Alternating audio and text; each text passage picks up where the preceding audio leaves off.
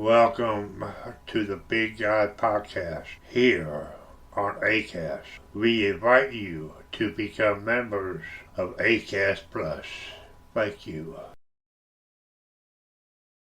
Hello, thank you for joining us today. We're glad you made it. Here's your host of Time Out with Jim. It's Jim. With fibromyalgia, how did you get diagnosed? What made you think it was time to get seen by a doctor? Well, I'm gonna say I've always suffered with pain and stuff like that, but once I had my last child in 2010, it started getting really bad. My body just would ache and I would be exhausted all the time. And I was trying to figure out what was going on. So I was at the doctor pretty much like every other month, it seemed like, with complaining with aching and pain. And, I couldn't hardly do anything. I used to be a morning person, wake up 6 o'clock in the morning. And all of a sudden it was like extremely hard for me to actually get up. So I was just like, okay, I'm in pain and something's going on. I don't know what's going on with my body. So for years, I went to the doctor and, they would tell me, oh, well, sometimes as we get older, we have pains. But the pain persisted for, I'm going to say, about 2 or 3 years at least before it started getting really bad. It was just a kind of like an even level, like, okay, I'm hurting, I'm tired.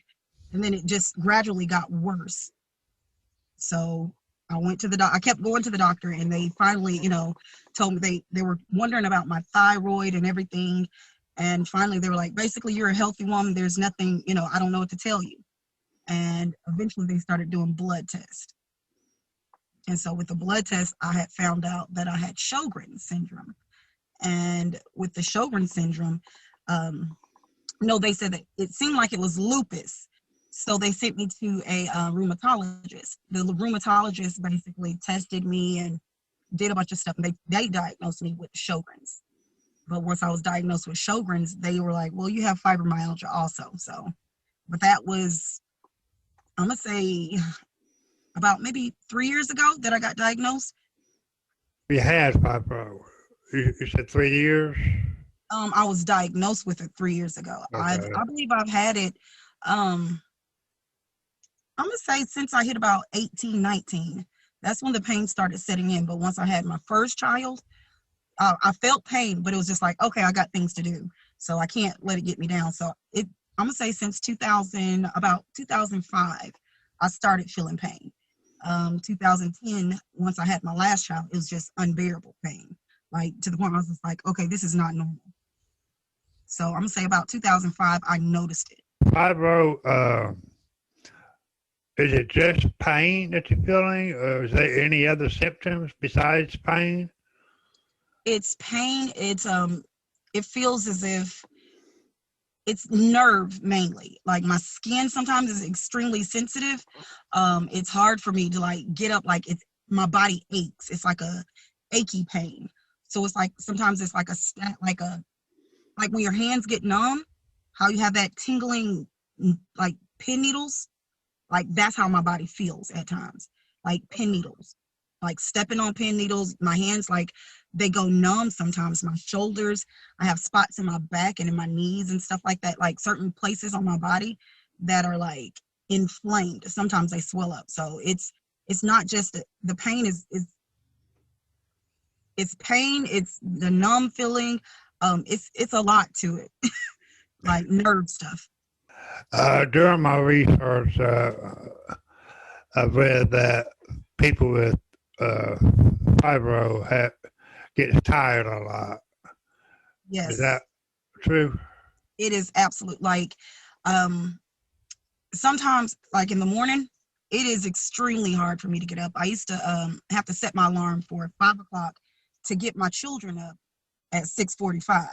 But I had to wake up at 5 o'clock, give myself that time to actually get up and to actually be able to move. It would be in the morning. Sometimes it's like my body is extremely exhausted. I don't know, like when you run a mile, like a couple miles, and your body just feels like you can't do absolutely nothing. Like every muscle is sore and you're just tired. Like, I just want to lay here. Don't even move. Don't touch me. Just leave me alone.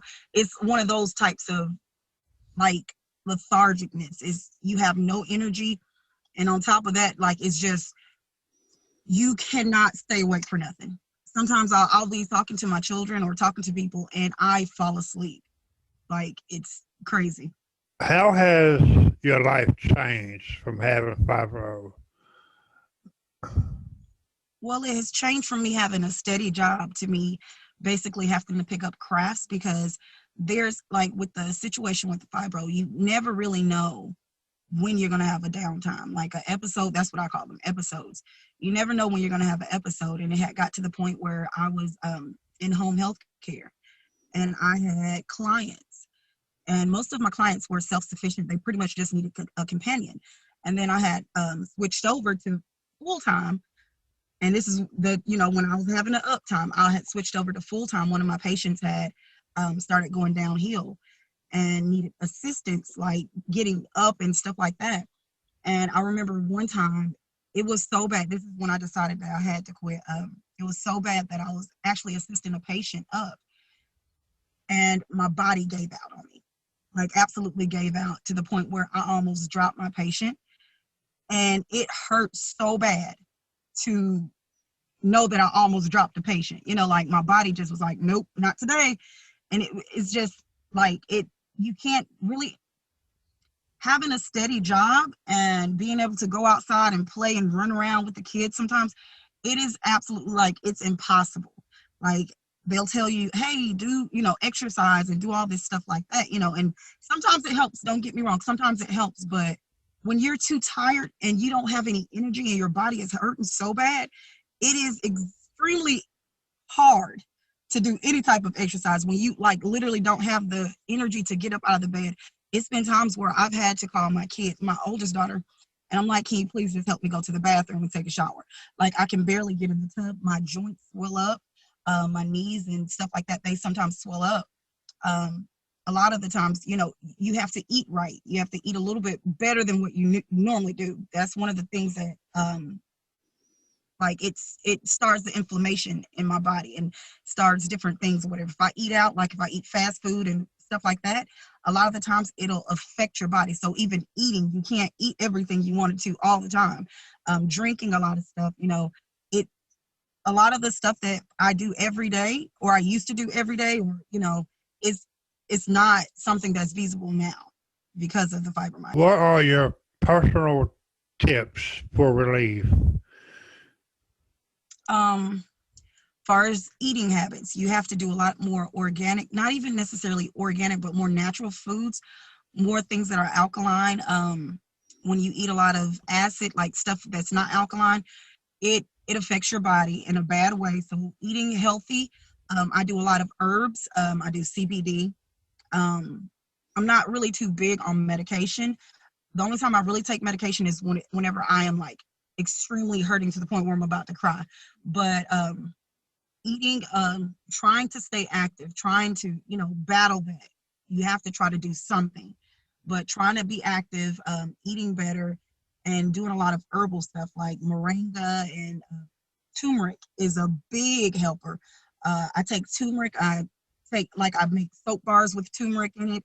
Smoothies, when I tell you, I put a lot of turmeric and moringa and ginger and stuff like that are healthy for you. I infuse that a lot with my everyday eating. So eating right, taking herbs, CBD is a big help. It calms down the pain, like the inflammation in your body. If you're hurting really bad, CBD kind of mellows it out to the point where you can actually tolerate it.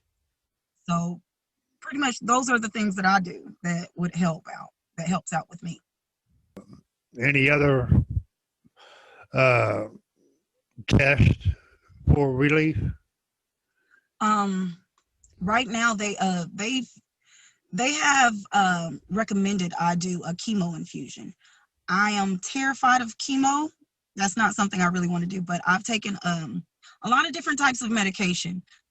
I have battled with that. I battled with it for about a year, maybe 2 years. 2 years of my life, I literally lost.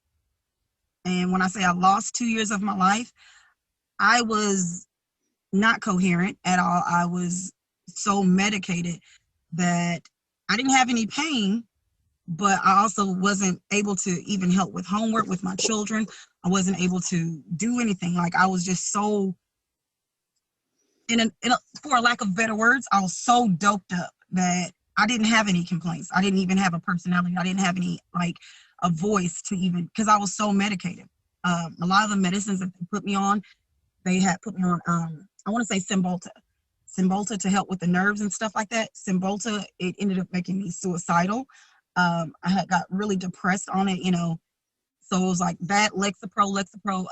They gave me that because whenever you're dealing with any type of disease like this that's lifelong, you overthink it sometimes. So you get in the mood of, this is going to be the rest of my life and I have to suffer and I have to go through, so you're already in a down mindset. You have a down mindset. You're not positive because you feel the pain. You see that your joints and everything swollen. You can barely lift your arms. You can't hardly get up and you're exhausted. So you already have that negative mindset. So whenever they put me on some of the medicines, because I've been on, I'm gonna say probably about 15 different types of medication. And, they want you to give them a month or two, a couple months to get it in your system. But once I was on those medications, it was just absolutely horrible. I don't know if it was a trial. I know the chemo infusion is kind of like a trial thing. I don't want to do it. I am terrified. I just felt like I was a pincushion, or a guinea pig. And I was taking so much stuff and I was out of my mind. Sometimes I hallucinated from some of the medications and it was just too much. So, I hadn't really I don't know if they were considered as trials or anything in that aspect, but I know that medication, I was tired of taking medication. When you got diagnosed, did a regular doctor diagnose you or did a specialist? I had went to a rheumatologist. My physician, the family physician that I go to, she basically was clueless. After seeing some of the markers for lupus in my inside of my blood or whatever, in my test results, that's whenever she just sent me to a rheumatologist, because she basically told me, she was like, I don't know. Like, I don't know what to do. So I went to the rheumatologist, and the rheumatologist basically did more blood work and testing, and that's where I got diagnosed. Do you want to give a shout out to your doctor? Dr. Chin, and he's pretty awesome. And Dr. Lucia, she's pretty awesome. They're in Canton, Georgia. They're pretty awesome.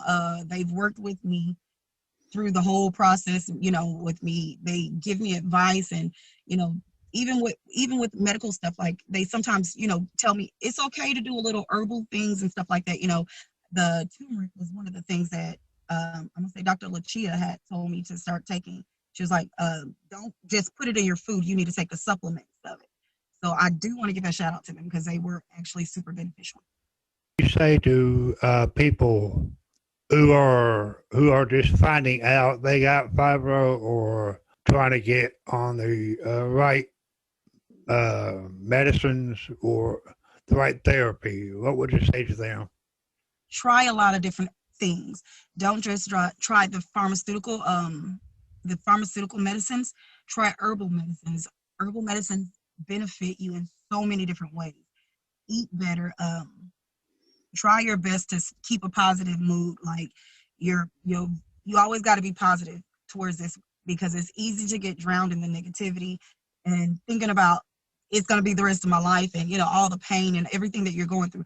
Try to be more positive and be more uplifting and do things. You might not be able to carry a 9-to-5, but you can do other things. There's things where you can explore your talents and different things. Like I've explored my creative side since I have been diagnosed, because I can't carry a job. I can't actually work a 9-to-5 because I have a lot of down days. So try different things, do whatever makes you happy, and live your life to the fullest. I'd like to thank Kobe for talking to me about fibromyalgia. I've learned a lot, and I appreciate her taking her time out to talk to me. How did you get diagnosed? What made you think it was time to get seen by a doctor? What made me think it was time to get seen by a doctor was my extreme low energy. I'm deficient when it comes to B12 and D2. I don't Like I don't possess those. I'm very deficient. So therefore I knew that something was going on with my body. I didn't know exactly what it was, but I knew something was going on. I would, like, I don't know if you can tell today, but I have a little outbreak. I've always had clear skin ever since I was younger. And all of a sudden, I started getting rashes all up my arm and on my chest and right in here and on my forehead. And I was trying to figure out what was going on with my skin. They sent me to a dermatologist. Dermatologist couldn't say anything to me. They told me it was dermatitis. And I was just like, okay, so what is it from? And they couldn't tell me anything. The rash had got so bad that it had carried on to my back. And my chest was broke out and my face is broke out. So I'm like, something isn't right. And at that time, it was summertime. So I was outside a lot. And I was driving around and I had my arm outside of the window. And I've never really put two and two together. But I went to my doctor and I was just like, the sun is starting to burn my skin. I don't know what it is, but I feel little sparks on my skin whenever I'm in the sun. And I start getting whelps like all over my body. And then it'll turn into like a rash. And they had tested me. They were like, well, maybe you're just allergic to the sun. Maybe, you have something on. Maybe it's your perfume. Maybe it's your lotion. And after going, I'm going to say I went for almost a year complaining about my skin. And they finally sent me, the dermatologist couldn't do anything for me. They gave me all kind of creams and stuff like that. So that's when they sent me to the rheumatologist. And the rheumatologist, before they sent me to the rheumatologist, that's when they tested me for lupus and my thyroid, lupus. They tested me for so many things, diabetes, and they couldn't really come up with a conclusion other than I had lupus markers. So when I went to the rheumatologist, that's whenever they tested me for everything once again, retested me for everything. And they had told me, they said, the test for Sjogren's, which is the last thing on the list that we can diagnose you or that you would possibly have, it's $150. At that time, I was just like, $150 for a test, let me go ahead and take it. So I went on and took it, and that's when I was diagnosed with Sjogren's syndrome. So, how has your life been affected with having Sjogren's? Well, I can't be in the sun as much. My skin breaks out really bad. So I kind of I limit my time in the sun, especially when it's really hot outside. I limit my time in the sun. Being around sick people, it's an autoimmune deficiency, or autoimmune syndrome. So therefore, I can't be around sick people. I get sick. I stay sick. Once I do get sick, my kids can have a cold for about 2 or 3 days. I'll have it for a month or two, at least. It typically turns into bronchitis and pneumonia. Those are the things in upper respiratory infections. Or I just can't be around sick people. My immune system is not as strong as everyone else's. So it's just certain things that I cannot do. I can't eating certain stuff.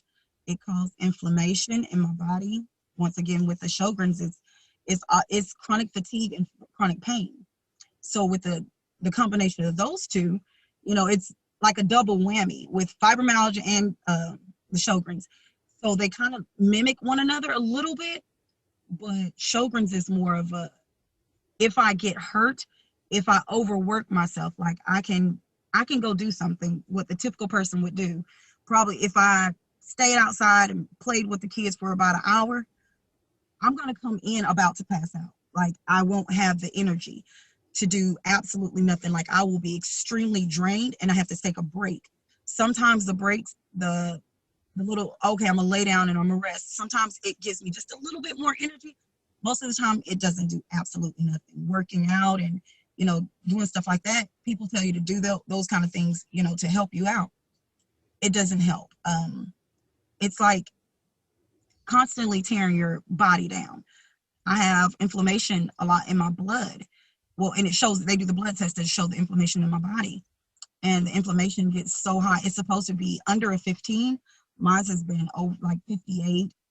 And plus, it stays up like that. So therefore, it's you're constantly hurting. And it's I can't even explain the pain. It's excruciating. It's absolutely excruciating. And one of the signs that I have is my face and my body breaks out before I go into an episode.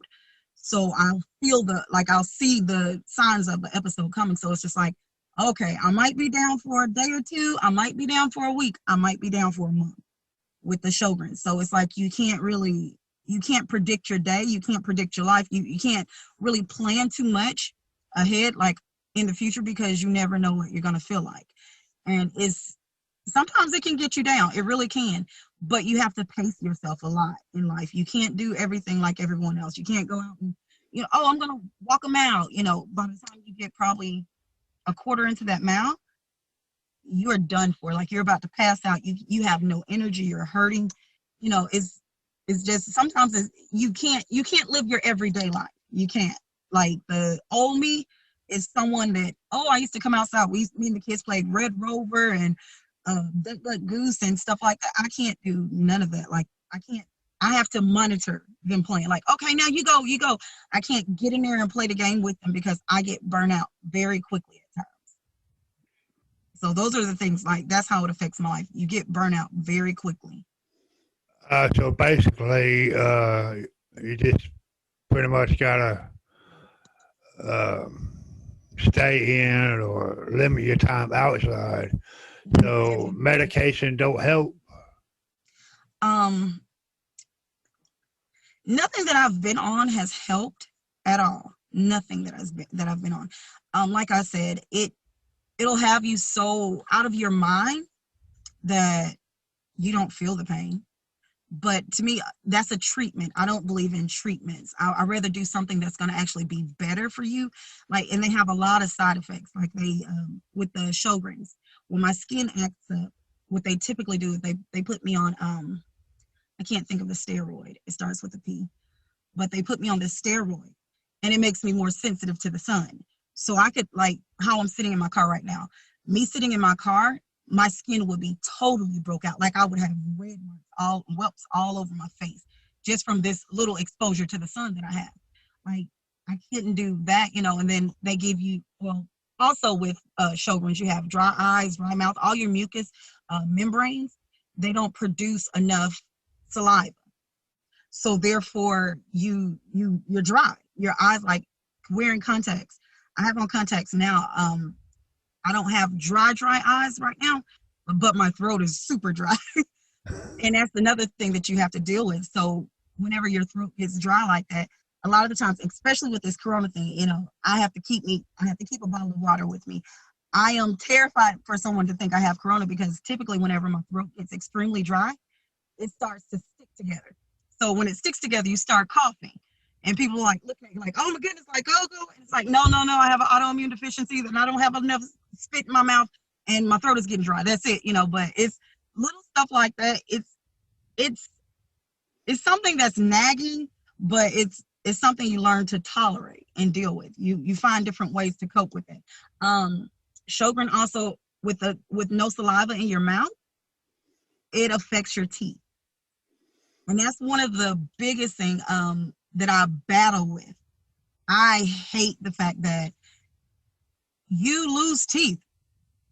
Point blank. There's no nice way to put it. You're going to lose teeth because with not enough saliva in your mouth, your teeth it doesn't fight bacteria. Not even just doesn't fight bacteria. Sometimes your teeth they just are extremely weak, extremely sensitive. I don't know exactly what it's caused by, other than the saliva issue or whatever, but you tend to lose teeth. That was one of the things that my rheumatologist had said to me when I first got there. She was like, I need to see your teeth. And I was just like, oh, that's kind of weird. You're a rheumatologist. Why do you need to see my teeth? She was like, because typically with most people who have Sjogrens, they have a lack of teeth. You have to get your teeth pulled out, or you have to get dentures or something like that because your teeth fall out. And I was just like, whoa, that explains a lot, because when I was younger, ever since I was 17, like, I've always brushed my teeth, but I've always had issues with my teeth, them falling apart, breaking, like in the back, my teeth would always fall apart and break. And I'm like, I don't understand what's going on. But that's one of the symptoms of having Sjogrens. You have issues with your teeth. Your hair falls out. My hair has fallen out so many times. Like, I have been almost bareheaded. Like, it's gotten to the point where I had cut all my hair off, and I was just like, forget it. I'm not going to go around here looking like I don't know what with barely any hair, spots of hair, because your hair falls out. You just lose hair, certain stuff like that. I don't know what causes it, the autoimmune deficiency, as far as what is entailed in creating these issues, but it happens. My respiratory system, sometimes it feels like an elephant is sitting on my chest. With the Sjogren's, it's basically what it is your immune system is extremely high. But in my case, my immune system is high, but it does not fight off like diseases. Like if I get a cold, it doesn't fight that off. It literally fights my body. That causes inflammation. It causes me to swell up and me to hurt really bad. So if I get a little sick or if I hurt myself, like let's say I hurt my wrist, next thing you know, my wrist is going to start swelling. I don't know what it is that makes my immune system or my cells, my white T cells, feel like, oh, that's a problem. That's a foreign body in our, a foreign object in our body. But whenever I have any type of injuries, typically my immune system attacks that area. It doesn't have to be any foreign bodies in no disease, no bacteria, nothing there. It attacks whatever is in pain. Like if I hurt my arm, it literally will swell up or, stuff like that. So if I have a cold, oh, it's absolutely horrible. I can barely breathe. Like my chest it feels like something is like I can barely breathe. So that's another thing with the Sjogren's. Your immune system, it is absolutely horrible sometimes. And it will attack your body even if there's nothing wrong, like you have issues. It's going to attack your body. It's going to make it where you can't breathe. I have brain fogs. Some days, I can barely think. My words don't come out. And I'm pretty sure you can probably tell now because I used to, my vocabulary is okay, but yet and still, for some reason, my mind doesn't really want to connect everything. So I have brain fogs. And this is a good day for me, though. It's not really a bad day, but I have brain fogs where I can't think of words at all. Or I'm in a whole nother world. And it's I'm sitting here looking at everything, but everything is just passing by. And I'm trying to focus and get myself together. And it's absolutely hard. It causes my anxiety because I have anxiety. It causes it to flare like crazy. It's been times where I was driving. I would go, let's say the library. One day I was going to the library. I had to take my daughter to the library, the city library. I've been there, I'm going to say at least 100 times. It took me 45 minutes to get to the library from my house. And it was probably a 10-minute drive at the most. Because I got lost and I couldn't think what street it was on, where it was. I had to pull over. And in the midst of me pulling over, I was having an anxiety attack because I was just how did I forget where the library is? How did I forget? And I'm not thinking of even calling, but hey, where's the library? Or put it on GPS. I literally flipped out and I forgot. I didn't even know where I was. I was just I can't even remember what side of town this is. I don't know what's going on. Why am I like this? Stuff like that happens often whenever you have Sjogren's. It attacks your brain. There's nothing really you can do too much about it. Just take it easy. That's why I'll take the CBD because CBD combats it a lot. You have brain fogs. And it's horrible. What would you say to people who is just finding out that they got Sjogren's and they are trying to deal with it? Pace yourself. Every day you have to pace yourself. You can't do everything that you used to do. At one point in time, I remember someone had told me, you can't be Superwoman. Because I would try to get everything done and I would burn myself out to the point where I'm it's okay. I can do it. Just give me a second. I would try to cook, just cooking, go to work, come home, try to cook dinner and clean up. And I would literally end up being on a computer chair, rolling myself around because I was so exhausted and I couldn't do much. But it's I have to get this done. I got to get it done. Pace yourself. It's okay to not get everything done that day. It's all right. Whenever you feel better, go at it. Another thing, gastro issues. You have a lot of acid reflux. You have a lot of stomach issues. When it comes to Sjogren's and stuff like that, your digestive system is not like it used to be. Like, it's not, and you're gonna have issues with that. Choose better choices when it comes to food. You have to pay attention to everything, every little sign that happens. You know what I'm saying? Like, in your life, most of the times, whenever before you have a big episode, there's always small signs. Like, okay, you wake up one morning and you're feeling absolutely fine, and you feel like a little bit of drag, or maybe your mind, you're not thinking as clear as you normally think. Pay attention to the signs, because you're going to go into an episode and you're not going to be able to control everything. But if you know the signs, you'll be able to plan things out better and to be able to pace yourself so you don't get so burnt out. Because if you don't pay attention to signs, you'll try to go head first, plan all this stuff, get all this stuff done, and you don't get anything done.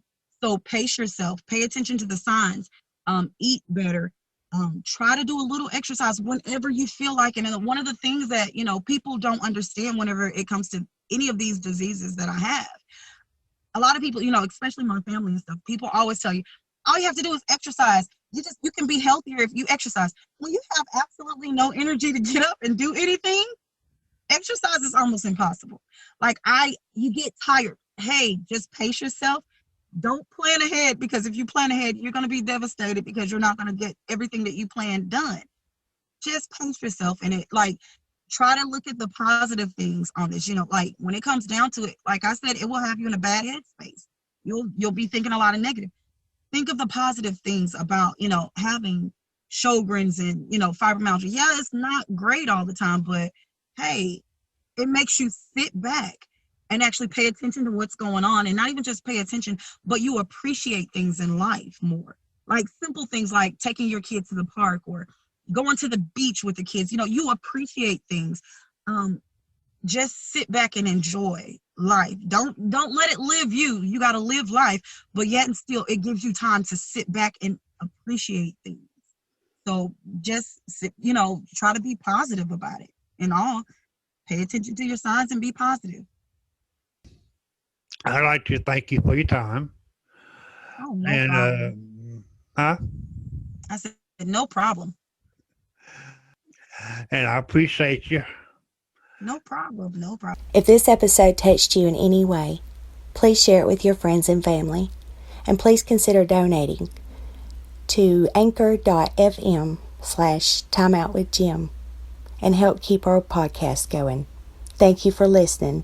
And until next time, God bless you. Thank you for taking your time out to give us a listen. And remember, become a member of ACAST Plus. God bless.